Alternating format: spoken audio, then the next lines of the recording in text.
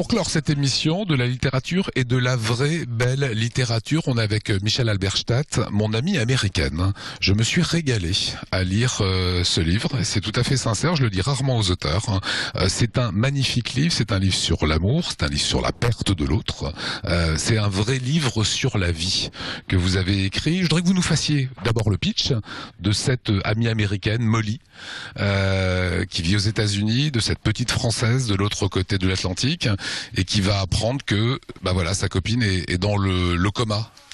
En fait, je voulais raconter l'histoire d'une amitié adulte, parce que souvent dans les romans et les films, on parle des amitiés d'enfance qui sont les plus fortes, mais je trouve qu'il y a des amitiés adultes qui sont aussi très fortes. Et donc voilà, qu'est-ce qui se passe quand l'autre ne vous répond pas? On pense qu'il n'y a rien de pire que ça, que d'avoir une amie dans le coma. Donc la narratrice lui écrit ce qu'elle fait, ce qu'elle vit, en se disant bon, quand elle se réveillera comme ça, elle aura rien raté. Elle saura tout ce qu'elle a raté puisque je lui raconte. Sauf que quand la narratrice découvre son amie réveillée enfin, c'est pas la Belle au bois dormant et elle n'est pas intacte du tout. Et à quoi on est fidèle en amitié? Voilà. Est-ce qu'on est fidèle au passé? Est-ce qu'on est fidèle au présent? Est-ce que une amie qui a changé est encore une amie? Est-ce que lui évoquer les souvenirs, c'est pas la chose la plus cruelle qu'on puisse faire? Voilà, toutes les questions qu'on peut se poser. Moi, j'ai eu une amie comme ça il y a 30 ans. Il y a du vécu. Oui, ce qu'il y a de vécu, c'est le sentiment. Voilà, le sentiment d'avoir une amie qu'on retrouve pas dans le même état quand elle se réveille du coma. Tout le reste, je l'ai inventé, j'ai changé les époques, tout est inventé sauf le sentiment. Et c'est le sentiment. De la culpabilité, et c'est ce sentiment qui m'a fait écrire le livre, bien sûr. Et dans la beauté du livre, c'est le sentiment qui est important.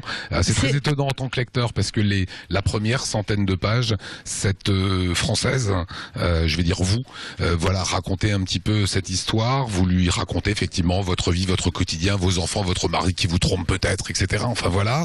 Et le lecteur se dit, cette femme ne se réveillera jamais. Sauf qu'il y a un moment où il y a un chapitre qui commence par « enfin ». Elle est réveillée. Et là, c'est un petit peu un chamboulement pour le lecteur parce qu'on se dit, tiens, elle va pas mourir? Non, ça continue. Et c'est là où on peut dire que le roman presque recommence. Absolument. C'était compliqué d'ailleurs à mesurer le moment exact. Mais bizarrement, ce qu'il y avait de plus dur, c'est écrire à quelqu'un qui ne vous répond pas, parce que il faut à la fois faire le portrait de celle qui dort et pas lui raconter sa vie. Donc il faut que ce soit crédible aussi d'écrire à quelqu'un et de se dire, bon, si elle se réveille et qu'elle lit ça, elle s'y reconnaît. Mais vous parlez au présent à quelqu'un que vous connaissez par cœur. Sauf que d'un seul coup, quand l'amie se réveille et qu'elle n'est plus la même, comment vous lui parlez? De quoi vous lui parlez? Sur quel ton vous lui parlez? La pitié est très dangereuse. Et ça nous renvoie à nous, ça nous renvoie à nos propres peurs. On aime la vie. On craint la mort. On craint la maladie. Voilà, on craint la maladie, on craint la mort. Il y a des choses très justes et très vraies. Cette amie, Molly, elle a eu une rupture d'anévrisme. Je vais pas raconter le livre, mais ça va être difficile pour elle. Donc, elle est aidée. Les aides que l'on rencontre dans ces moments-là. Et vous dites très justement que ces personnes qui aident, au bout d'un moment, prennent presque le pouvoir sur le malade.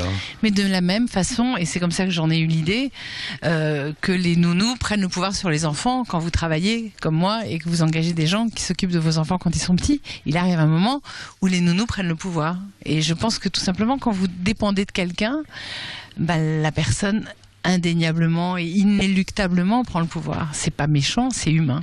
C'est humain, quand la place est libre, on l'occupe. Voilà, c'est tout. Ces deux femmes faisaient le même métier, quasiment, travaillaient dans le cinéma. Alors ça, c'est vraiment une chose que je ne voulais pas écrire et que mon éditrice, Claire Delannoy, m'a forcé à écrire. En me disant, parce que je voulais changer le métier, puisque j'ai changé l'époque. Et elle m'a dit, mais enfin, personne ne sait le métier que tu fais, personne ne sait comment ça fonctionne, tu vas pas nous priver de ça. Et donc, j'ai raconté ce qui est une partie de mon métier, effectivement, qui consiste à acheter des films. Voilà, aujourd'hui, cette amie dont vous évoquez la vraie existence il y a une trentaine d'années, qu'est-elle devenue? Pas grand-chose. Vous la voyez? De temps en temps. Vous oubliez parfois de la voir? Ça m'est arrivé. Mais on s'écrit énormément.